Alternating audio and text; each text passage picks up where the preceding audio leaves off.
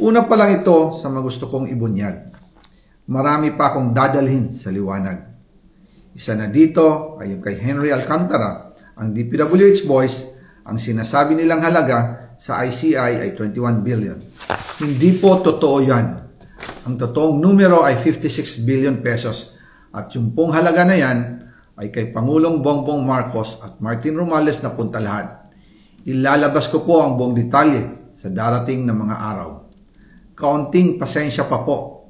Sana po ay hindi nila ako mapatay bago ko mailabas ang lahat. Sa inyong lahat sa Pilipinas, lalong-lalo na sa aking pamilya, taos-puso akong humihingi ng paumanhin. Ginawa ko lang ang utos sa akin, pero ngayon, handa na akong harapin ang lahat. Uulitin ko po, yung pong pera, wala pong napunta sa akin.